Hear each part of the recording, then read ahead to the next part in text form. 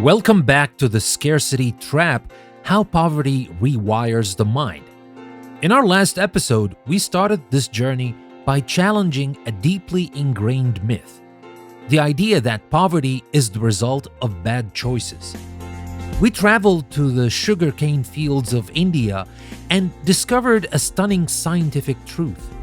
It wasn't that the farmers were making bad choices, it's that the very condition of scarcity was robbing them of their cognitive resources, imposing what we called a bandwidth tax on their mind.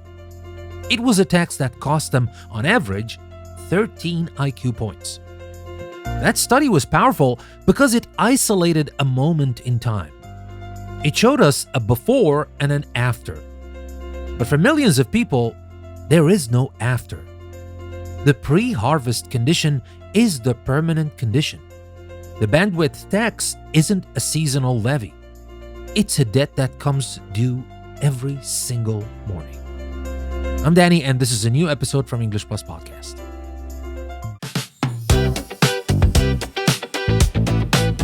So, my friends, today we're moving from the lab and the field into the home. We're going to spend this episode exploring what it actually feels like to live under the constant weight of that tax. We're going to walk through a day in the life not of any one specific person, but of a mind under siege. We'll see how this relentless cognitive load doesn't just make you tired. It fundamentally changes how you think, how you prioritize, and how you see the world. It forces you into a specific kind of mental state, a state of hyper-focus that is both a remarkable survival tool and a devastating long-term trap. Let's start with the morning calculus. Let's imagine a person. We'll call her Sarah. She's a single mother with 2 school-aged kids, and she works an hourly job at a retail store.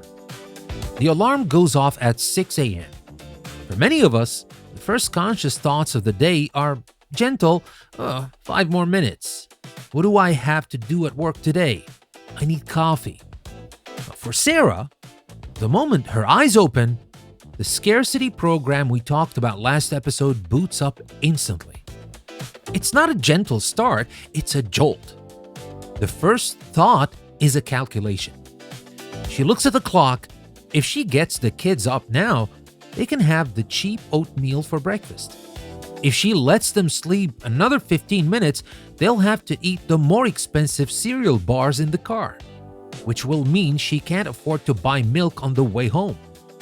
It's a tiny decision, but it's the first of 100 she'll have to make before lunch, and it's already connected to a web of other financial trade-offs.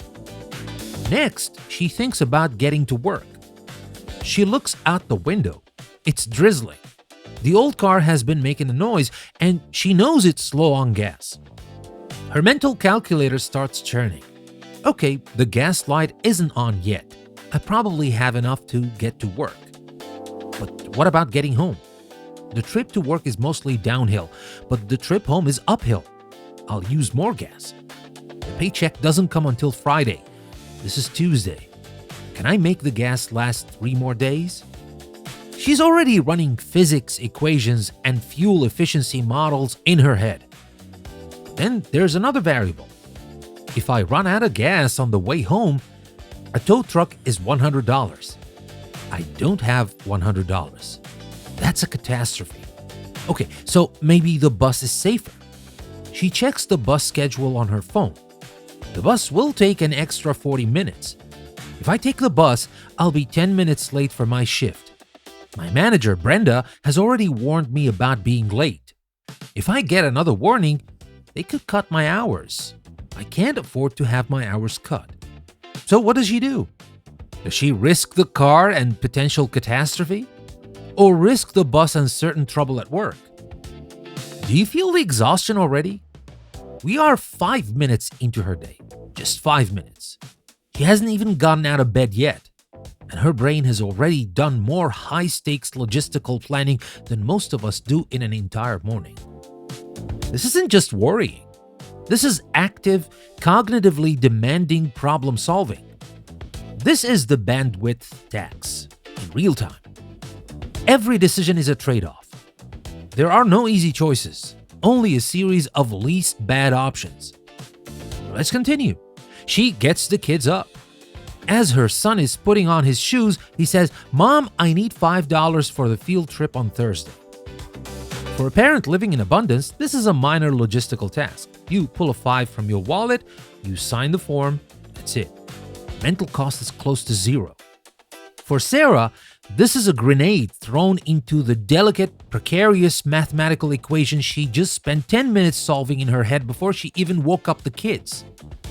$5. Where does $5 come from? Her mind scrolls through the budget. Okay, $5 is half the money I set aside for the laundromat this weekend. I can try to hand wash the kids' school uniforms in the sink, but that'll take hours, and I was supposed to pick up that extra cleaning gig on Saturday morning. The cleaning gig is $40, so if I say yes to the field trip, I lose the $40. That's a net loss of $35. That's not going to work. Okay, plan B. The $5 can come out of the grocery money. That means no ground beef for spaghetti on Friday. It'll have to be pasta with just sauce. Again, the kids hate that. And so on. This is what psychologists call decision fatigue. Our ability to make good, rational decisions is a finite resource. Like a muscle, it gets tired from overuse. While a person with financial slack might make 3 or 4 significant decisions a day, someone in poverty is making dozens upon dozens of them, and each one feels monumental. By the time they have to make a decision in the afternoon, their decision muscle is completely worn out. This is why, sometimes, a person might make what looks like a terrible impulsive choice in the evening. It's not that they don't know any better. It's that they're cognitively exhausted. They literally have no more bandwidth left for self-control or careful deliberation. That brings me to the tunnel. We're going to talk about that next. Don't go anywhere. I'll be right back.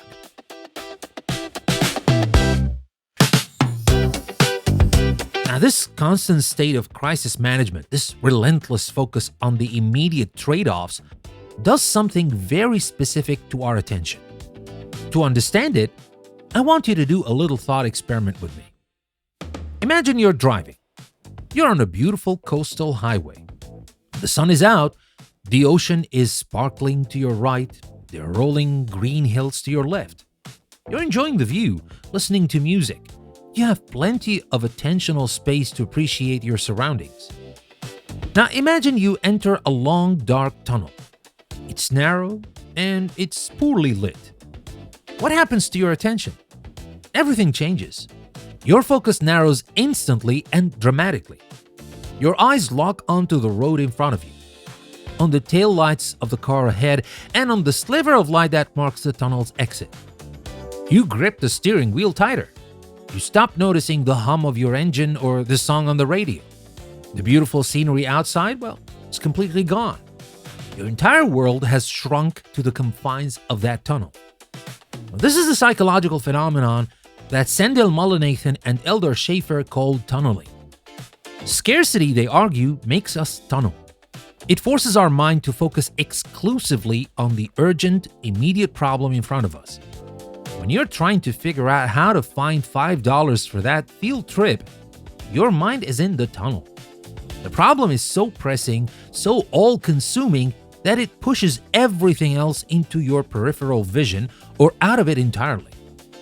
Now, tunneling is not, in and of itself, a bad thing. In fact, it's an incredibly effective evolutionary adaptation. If a lion is chasing you, you don't want to be admiring the beautiful sunset. You want to tunnel your focus entirely on escaping. Tunneling allows for incredible feats of focus and resourcefulness. People living in scarcity are often brilliant innovators and problem solvers when it comes to short-term crises.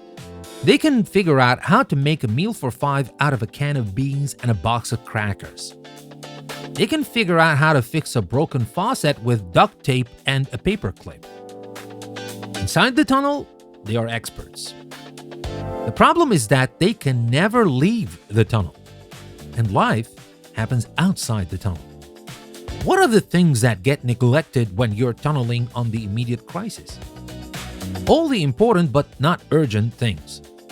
Long-term planning, saving for retirement, that's not just outside the tunnel, it's on another planet.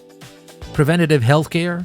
You can't worry about a potential health problem in 10 years when you're worried about putting food on the table tonight. A checkup at the doctor isn't urgent until it becomes an emergency. Opportunities are missed. That flyer on the library bulletin board about a free career building workshop, you walk right past it because your mind is tunneled on getting to the pawn shop before it closes.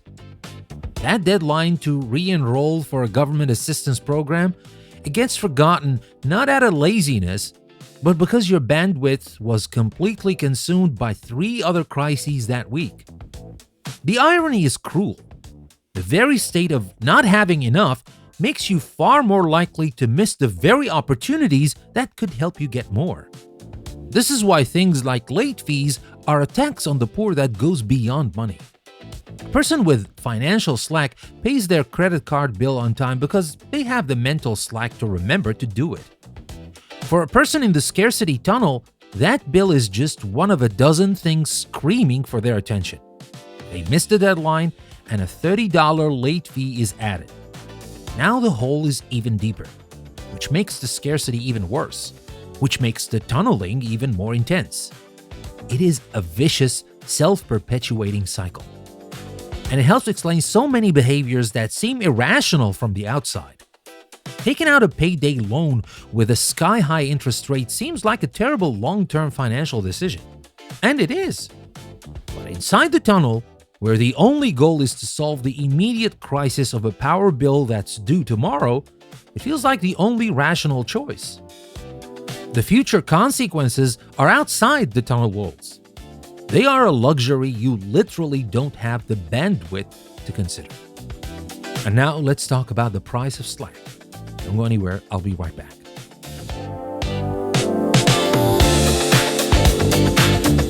Now, this brings us to a concept that is the inverse of scarcity: slack. Slack is the buffer we have in our lives. It's having a bit of extra money in the bank. It's having a bit of extra time in your schedule. It's having a bit of extra food in the pantry. Slack is what allows you to absorb shocks.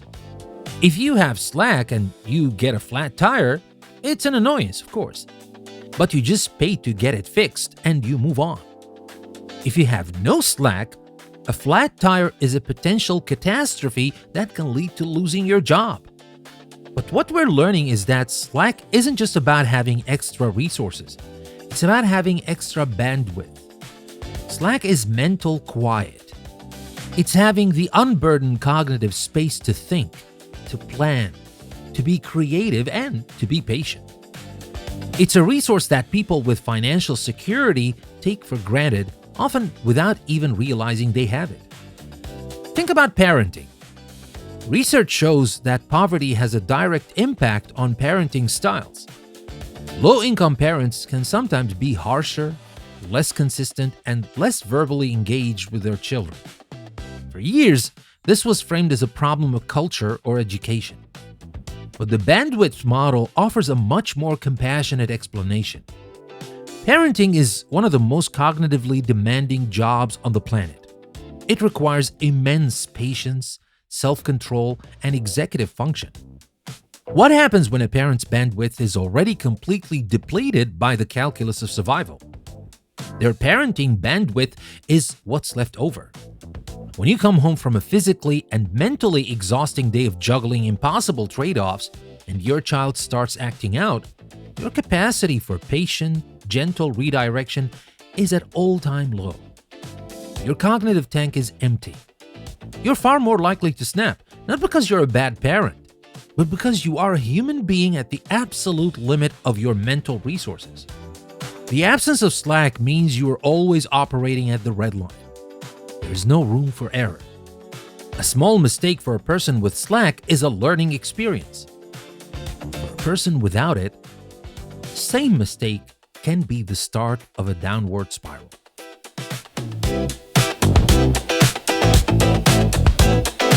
So, my friends, we've spent our time today inside the mind, feeling the pressure of the constant calculations, the exhaustion of decision fatigue, and the claustrophobia of the tunnel. We've seen how the daily experience of scarcity isn't just about dealing with a lack of money, but about managing a profound lack of mental bandwidth. Living under this constant mental tax isn't just exhausting.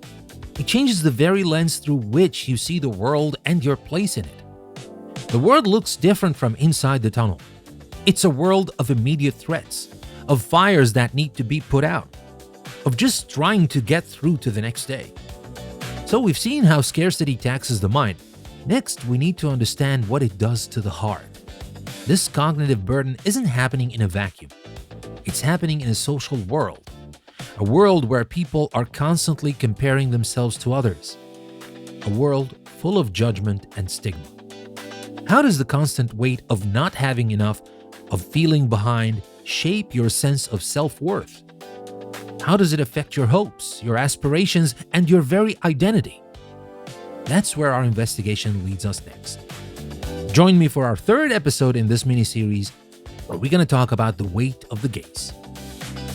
Thank you very much for listening to this episode. Remember, if you want to support me and support English Plus Podcast, you can do that by subscribing on Apple Podcasts or on Patreon. You can find the links in the description of the episode.